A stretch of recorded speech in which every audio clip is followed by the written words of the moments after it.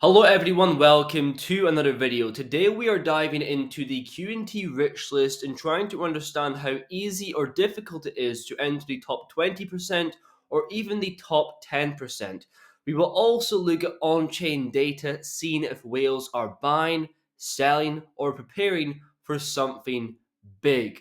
So if you're a holder of QNT or just enjoy watching the QNT videos, be sure to leave a like down below. And with that said, let's get straight into the video. Okay, so a quick reminder for every video that we make that this is not financial advice and for entertainment purposes only. Nothing in crypto is guaranteed and you could lose all of your money. Stay safe and do your own research. But the first point I want to get into is why it's one of the best times to enter the top 20 or 10%. Because if we compare to a previous rich list around 2 years ago, the barrier to entry has decreased due to capitulation and people selling their QNT over time. So to have a little quick look at the actual list, we can see here. So 1 to 10 QNT, that's 41% of all addresses, and 10 to 100 QNT is 25% of all addresses. So holding 10 QNT puts you around in the top 30% of holders, and 30% of the actual addresses is 45,000. So 45,000 addresses, not holders, addresses hold 10 QNT or more. And that is not bad at all. 10 QNT putting you above 70% of holders. And keep in mind, QNT once upon a time was in the single digit ranges. Many people bought hundreds, thousands of QNT and have forgotten their seed phrase or forgotten about crypto altogether. Moving on to other percentages, so the top 20% would likely be around 20 to 25 QNT, the top 6% being 100 QNT, and the top 1%, essentially the 0.8%, is 1000 QNT. Now, why do so few people hold less than 10 QNT? Well, there's quite a few reasons to answer that question. A big one being the price barrier. A lot of projects driven by hype, meme coins are made in a way where if you spend a couple $100, you're going to get thousands of tokens. QNT has always had that illusion like Bitcoin being a high value, high price token, and it puts a lot of people off when it shouldn't. And there's also a lack of hype driven buying, right? QNT is not a token that retail speculators rush into overnight.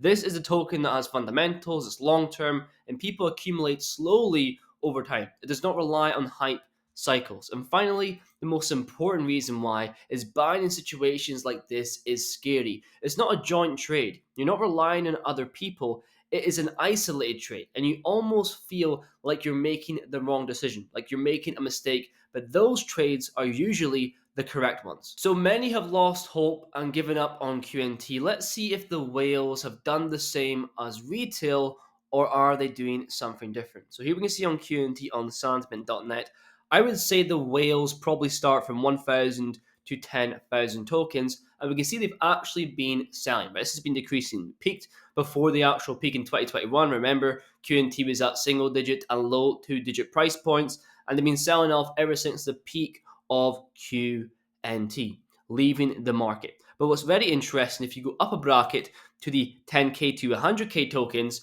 they did the same thing, followed the same pattern, but in around June, July 2023, when that shift came from the market, they have been accumulating non-stop. And we're about to see levels not seen since December 2020, which was right before the rally for QNT in the previous cycle. This is what whales do. They buy when retail don't want to. They are strategic, deep-pocketed buyers that position before something takes place. And it can also explain why, similar to previous video with XRP, that a bracket down is actually decreasing because they're going up a level, right? They're accumulating and going above that 1,000 QNT mark. Also, exchange supply is at an all-time low. So here we can see the supply of whales, not exchanges holding, increasing rapidly, and the supply on exchanges decreasing. And this is showing me the beach ball effect, right? The ball has got to come up at some point. Supply has been low on QNT for quite a while, and we can see clear accumulation from whales, anticipating a move that will eventually come. And this is why I'm not really buying that much cryptocurrency right now. The market is in quite a weird place. I'm sort of been taking profit and holding, buying then and there. But QNT is definitely one of the projects I have my eye on, especially when you look towards a price increase in the future. Right, when QNT is eventually 500, $1,000 and beyond, that's going to change the rich list quite a lot. Right, 10 QNT would eventually put you in the top 10% of holders. We've seen this already with XRP comparing from when it was around 30, 40 cents to the price increase we have now. So here we can see back in 2023, to enter the top 10%, you needed 3,500 XRP. Now you only need 2,500 because people sell off as the price increases. To enter the top 1%, you needed 70,000 XRP. Now you need around 50,000. So the key takeaway: as adoption grows, whales accumulate, the supply remains low, it's going to be a lot more difficult to get to the top 20, top 10, top 1% as the days, weeks, months, and years go on. The barrier to entry is going to increase. And whether you're just getting started or you've been holding QNT for a long time, knowing where you are on the rich list and where you want to be puts you at a serious advantage over many who are focused on short-term price action, short-term sentiment. I'm focused on how much cryptocurrency I hold because it's the only thing that is in my control. And with great news like this, how much longer can the token stay cheap? And that is going to be pretty much it for today's video. Now, I'm seeing a lot of people talk about is it a bull or bear. In reality, no one actually knows. Right? I believe March is going to be quite choppy and we could see things turn around in April. We are currently stuck in a range and we have to assume continuation and wait for a break, or at least a reclaim of something like 84k.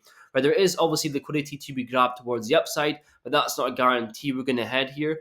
I see a lot of people talk about the fear and greed index. Sure, that usually signals a bottom in the market until it doesn't, until it's a new signal towards an actual bear market. No one knows, and that's why I'm focused on how much cryptocurrency I hold, just like the whales are doing.